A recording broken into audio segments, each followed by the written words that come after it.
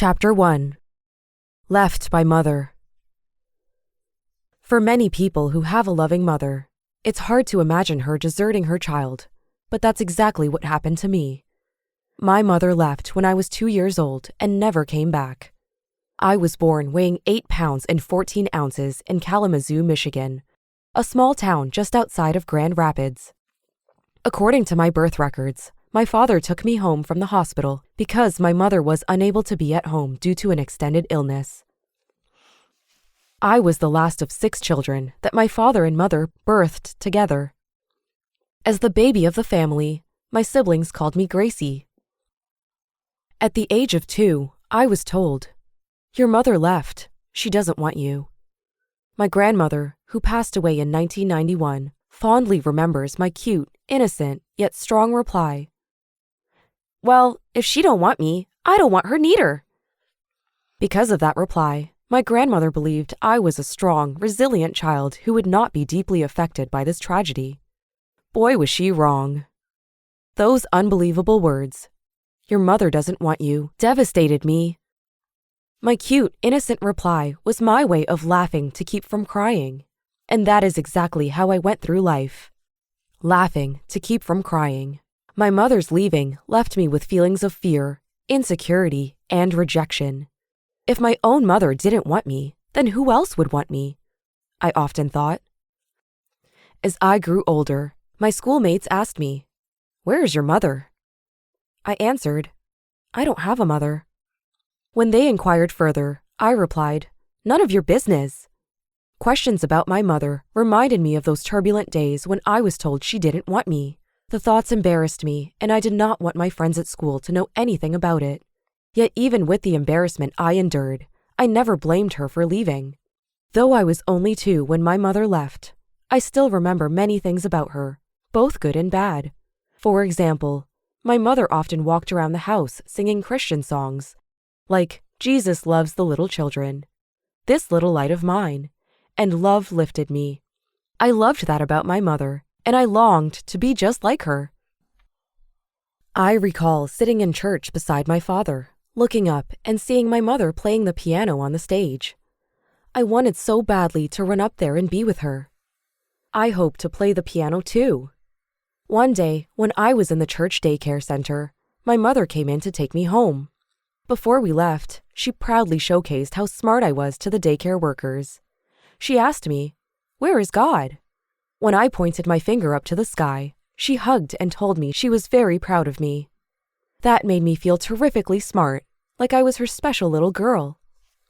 During the day, I stayed with my mother at home while my father worked and my brothers and sisters attended school. I watched as she cleaned up the house. I wanted to do everything she did. One day, she sprayed wood cleaner on one of the tables in the living room, gave me a dusting towel, and let me wipe the dust off the table. My mother told me, "Great job. I'm proud of you." Her compliments made me feel like I was a great housekeeper, just like her. When I was not helping my mother clean up the house, I would go to my parents' room, slip into my mother's closet, and dress up in her shoes and clothes. Those moments were the most fun I remember having while my mother was still with us. Wearing her clothes and shoes made me feel like I was just like her. There were a couple of not-so-pleasant moments also. My mother, a sweet and giving person, made some homemade cookies one evening for my siblings, the neighborhood children and me. The cookies smelled good, and I wanted some very badly, but my mother said I needed a bath before I could have some. Naturally, I wanted the cookies immediately, and acted upset that I had to wait until after my bath. I was also afraid the cookies would be gone by the time my bath was over. As my mother gave me the bath, my siblings and the neighborhood children ate up the cookies. Finally, my bath was over. I went downstairs to the kitchen only to find the plate empty. I was very upset. My sisters and brothers felt sorry for me. "Poor Gracie," I heard one of them say. "We didn't save Gracie any cookies."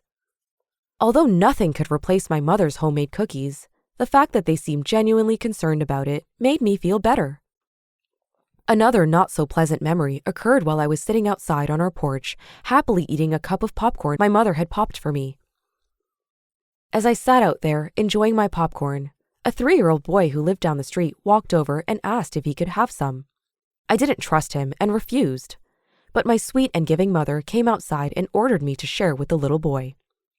I did not believe that was a good idea, but I trusted my mother, so I hesitantly gave him my cup of popcorn. He put my cup up to his mouth as if to drink the popcorn. In my fear of never getting it back, I grabbed the cup back from him. He held it tighter and said, "This is my beer," and kept drinking. Even at my young age, I thought it was wrong to drink beer. I became angry. My mother brought another cup of popcorn outside so both he and I could each have a cup. Mother often took me with her when she walked to the neighborhood store. The store clerk always gave me chocolate-covered malt balls. I grew up thinking how nice it was of the store clerk to just give me that candy. It actually made me feel loved and appreciated. After I got older, I realized that my mother purchased the candy and the clerk simply handed it to me. Because of that experience, chocolate-covered malt balls are one of my favorite candies, even today. Some people find it hard to believe that I can recall events so vividly even though I was only 2 years old. But when a child goes through a traumatic experience, they will often either block it out or hold on to the memories like a baby clutching a penny. I am one of those children who held on to the memories of my mother that way. Unfortunately, I don't remember much about my brothers and sisters during that time. Just a lot about my mother, and some things about my father, but only as they relate to his relationship with my mother. My father used to hit my mother.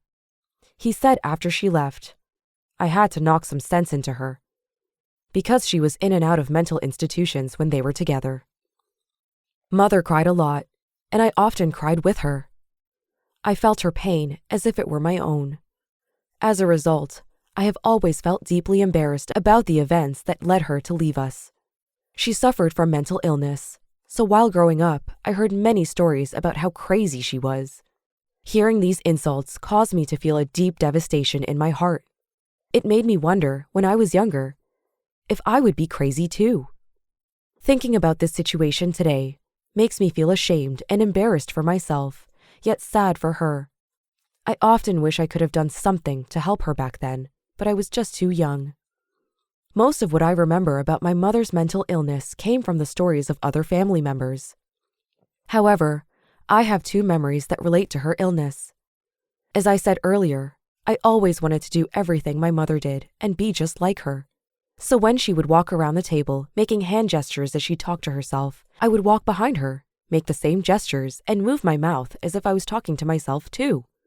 And when she went out to the backyard one evening and lied down to hide in the tall, uncut grass and cried because she feared being picked up by the state to be locked up again in a mental institution, I curled up beside her and cried with her.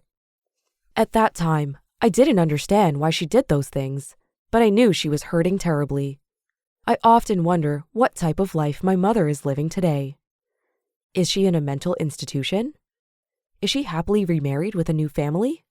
I have tried to find her often, and at the beginning I had high hopes, but in the end I felt great disappointment after spending much time and money only to discover she remained lost.